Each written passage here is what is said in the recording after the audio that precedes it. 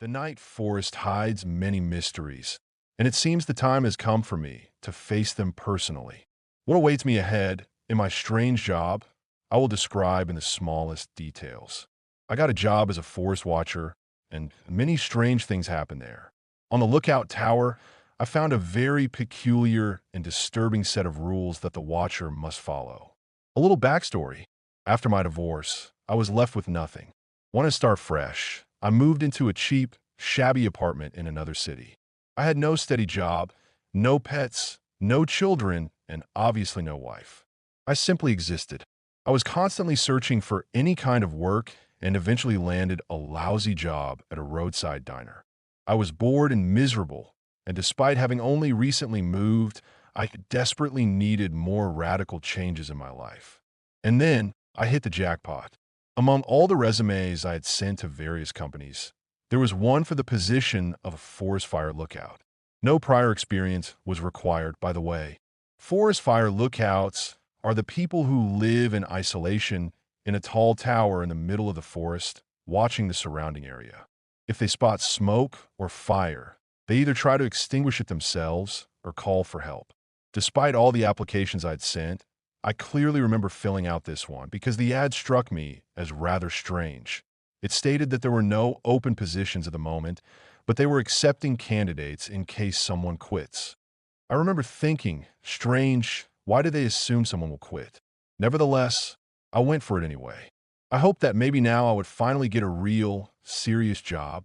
Soon after, I got a call from a guy, his manner of speaking was quite rough, who only told me what salary I would be getting and that I would have to live in the tower until the end of summer, about 2 months.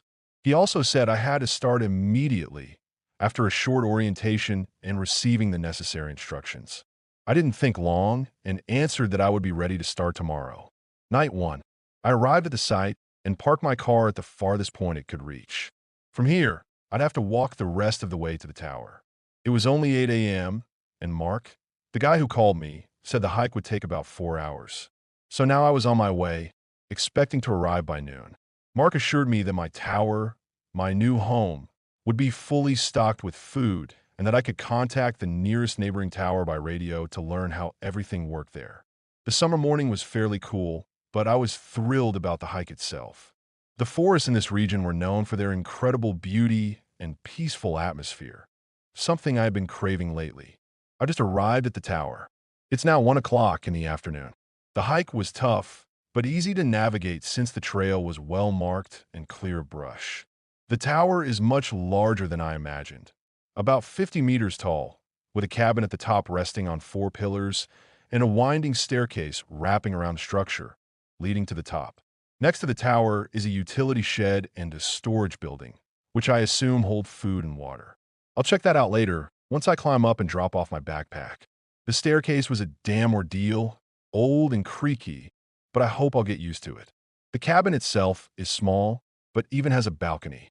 Inside, there's a bed, a large military-looking radio station, a table with a map, a few books, a toolbox, a small portable radio, a lamp, binoculars, and a flashlight. Large windows line the cabin walls, giving me a view of the endless forest all around me. It was eerie, but it made sense. After all, I'm here to spot fires and visibility is key. I set my backpack down and remembered what Mark said about contacting the neighboring tower, so I did. "Hello? Anyone there?" I asked, switching on the large radio. "I hear you. Hello. You must be the new watchman, right?" "I'm Allison." A woman's cheerful voice rang out. "I've been watching your part of the forest while you made your way here. Honestly, it's been hard for me to cover such a large area. So I'm glad you're finally here. Nice to meet you." "Yes, I'm a new watchman." "My name's Oscar," I replied. "Mark said you'd walk me through the details of the job, explain my duties, and answer any questions I have. Is that right?" "That's right." "Well, you've already figured out how to use the radio, so that's a good start. The toilet is located at the base of the tower, as well as the food supply, which Mark or his son restocks every week. As for the job itself, you'll need to do a lot of watching. Make sure no one's hiking at night. Thrill seekers wander around sometimes without camping, just to get their adrenaline going, but nobody should be in the forest after dark. And most importantly, no fires in the area, Allison continued. All of that is written in the manual, which should be on your desk. Read through it. Thanks, Allison. I'll do that and get back to you, I said enthusiastically. I'll call you on the radio if I have questions. She didn't reply to that. I opened the manual and skimmed through it. Mostly, it just repeated what Allison had already told me, but in more technical terms. While flipping through it, a loose sheet of paper fell out. It was handwritten in blue ink, messy and unsettling. Here's what I read. Rules for avoiding the smiling woman. 1. If you see a woman in the forest with a manic smile on her face, do not approach her and do not draw attention to yourself. Return to your tower immediately. 2. If the radio switches on and you hear a voice that doesn't belong to the neighboring watchman, do not respond, no matter what you hear. 3. If you hear a woman crying nearby between 1 a.m. and 4 a.m., ignore it. 4. Always sleep with the lamp on at night. If it begins to flicker, quickly turn on the main light and leave it on until morning. If your lamp dies completely before you can do this, hide under the bed until sunrise. 5. At night, if you hear someone quickly climbing the stairs of your tower, switch on the main light immediately. If you fail to do so before she reaches the top, it will be too late. 6. If you wake up and see a terrifying, smiling woman staring at you through the window, hide under the blanket and hold your breath. She will enter your cabin, and you will feel her breathing close to you as if she is leaning over. Do not breathe. It will only last a few seconds. Endure it. Once you feel her leave, immediately switch on the main light. 7. If you hear scratching noises anywhere, whether inside your cabin or from the shed below, turn off the radio, turn off the lights, and hide under your blanket until the scratching stops. 8. If you find a campfire nearby at night and hear a woman scream as you approach, run back to your tower as fast as you can. 9. If at any point you return to your tower and realize someone is inside, run. Do not stop until you reach the neighboring watchman. Do not look back. She will chase you. What the hell? Some kind of sick joke? I reached for the radio to ask Allison about the strange rules I just found, but I didn't want to be that new guy, the one who fell for a prank and got laughed at for being scared and gullible. So, I decided to just ignore it.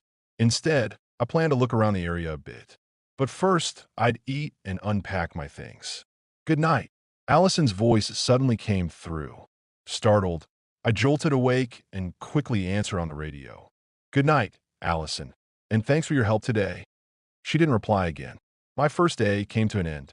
After eating, I explored the forest and got familiar with the machete used for clearing trails, which was actually a great stress reliever. I also read about some forest laws and further duties tied to this job. Allison checked in with me over the radio from time to time, just to see if I was okay, but I never mentioned the strange rules I'd found.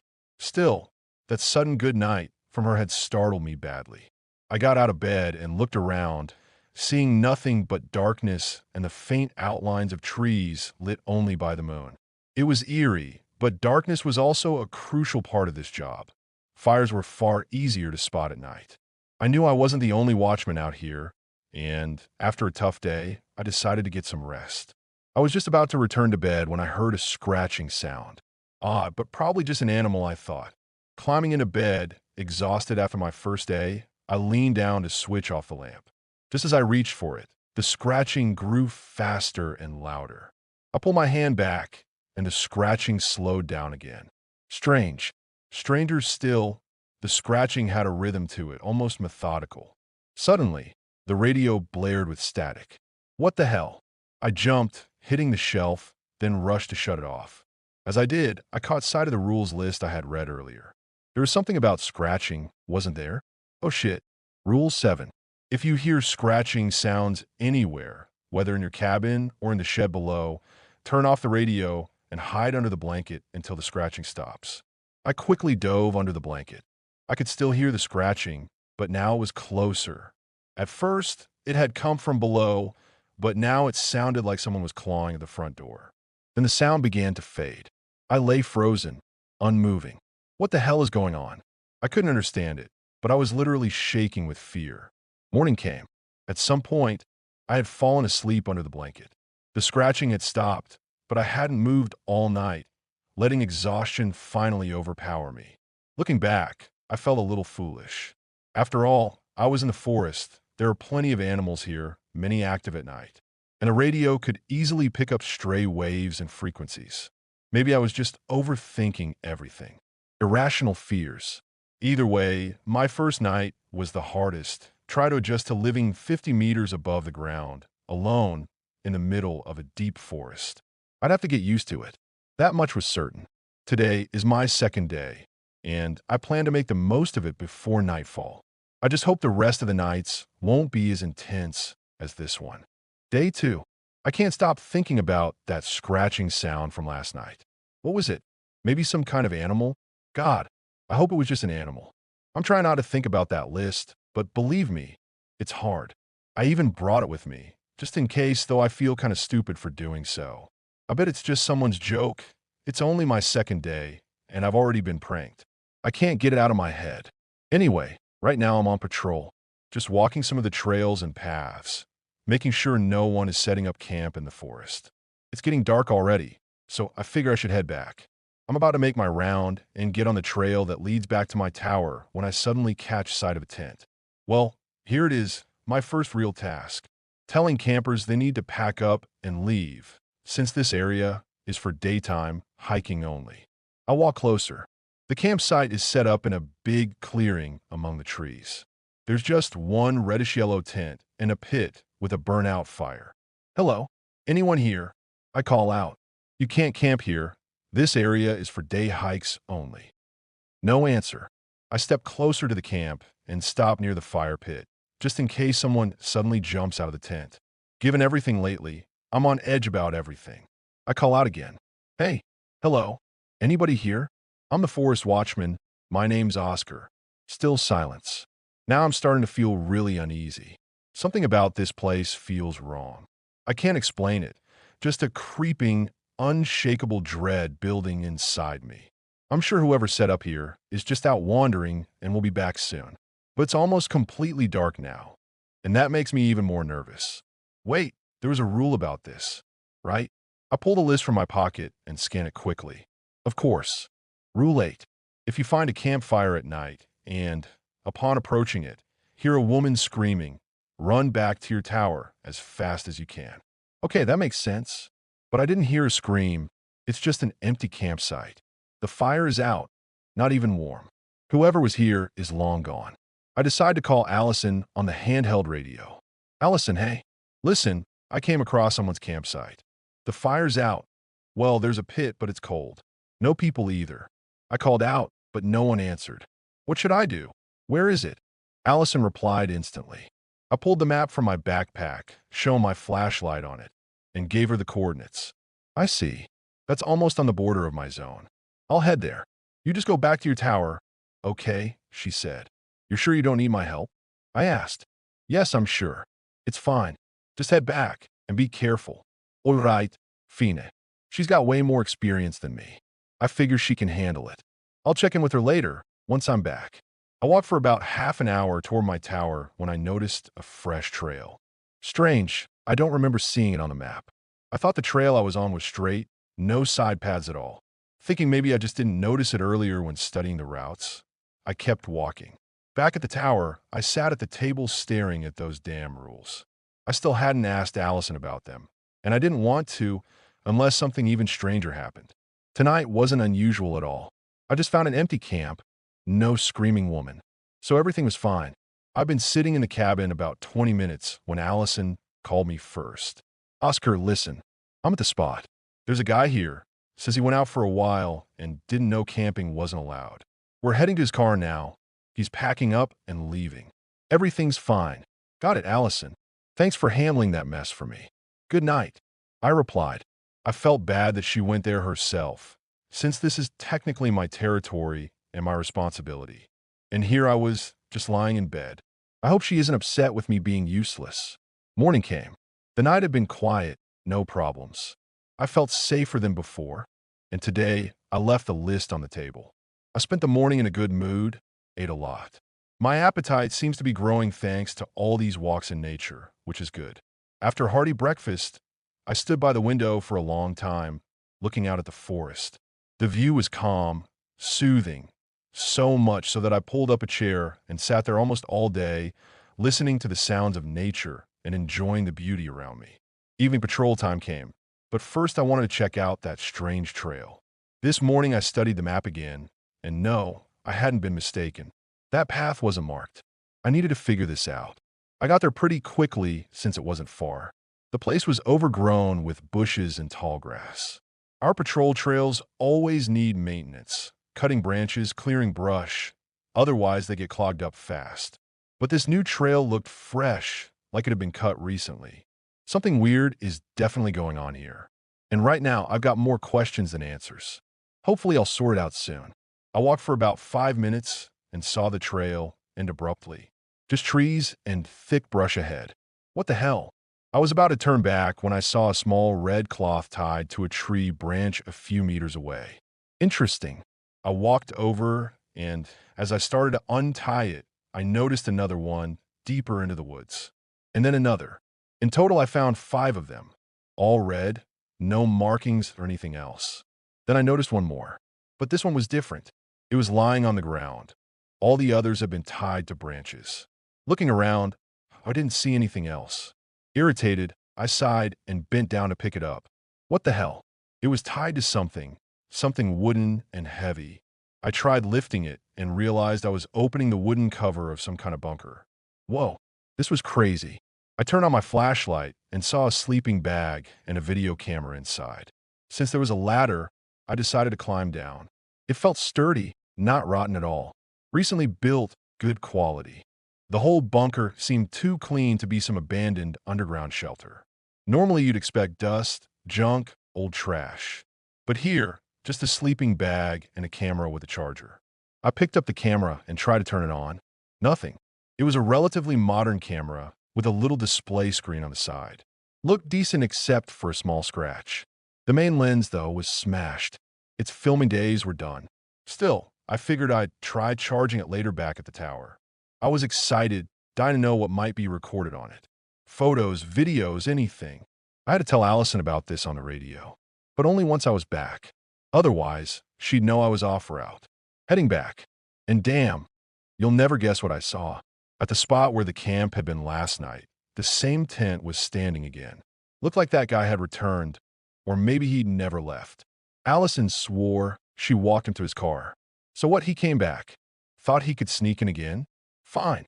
I looked closely. It was the same reddish-yellow tent. But this time, the fire was burning. The only source of light besides my flashlight. Yes, by now it was already dark again. Irritated, I figured I'd deal with this guy myself and then tell Allison. Good news, I solved the problem this time.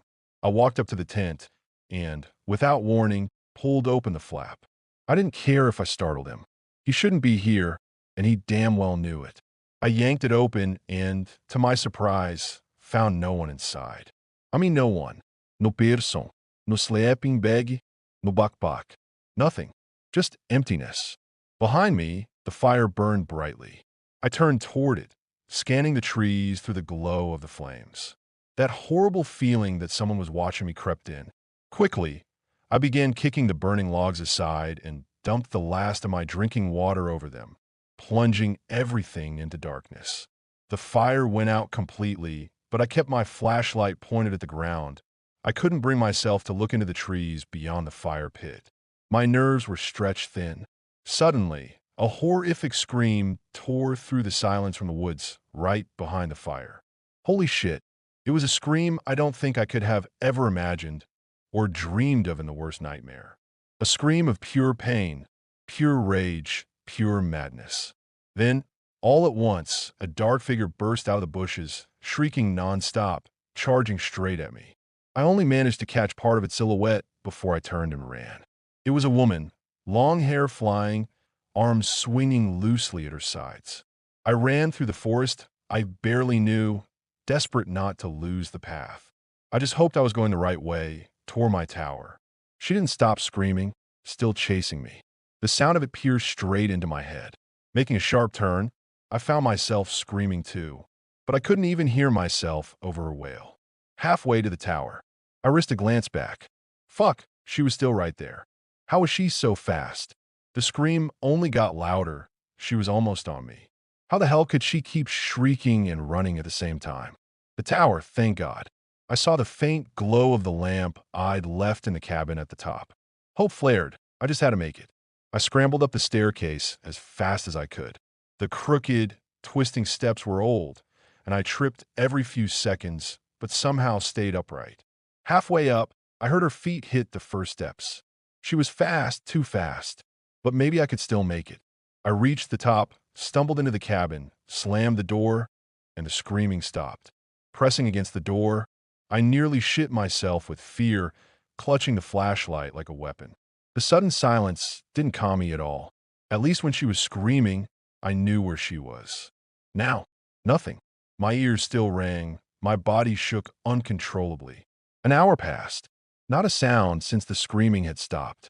My adrenaline ebbed, but the panic didn't leave. Every hair on my body stood on end. Finally, I worked up the nerve to step away from the door and call Allison. If someone was trying to prank me, I swear I'd beat the shit out of them. Still, I almost wished it was just a prank. I flipped on the radio. Allison, I panted. Allison, please answer. Only silence, until a few seconds later, I heard a ragged moan through the speaker. Allison, is that you? Hello? Who the hell are you? Answer me. It was clearly a woman's voice. A voice racked with pain.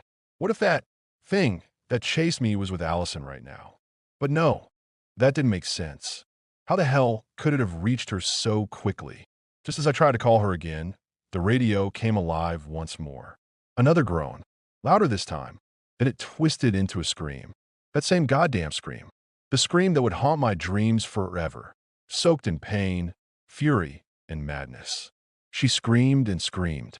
I threw the radio aside, collapsed onto the bed, and pressed a pillow over my ears. Good morning, Oscar. How did you sleep? Can you hear me? Allison's cheerful voice chirped through the radio the next morning. It lay where I'd dropped it on the floor. Yes, I hear you. Allison, I can't take this anymore. I answered, exhausted. Allison, tell me, what the hell is that list of rules I found on my desk?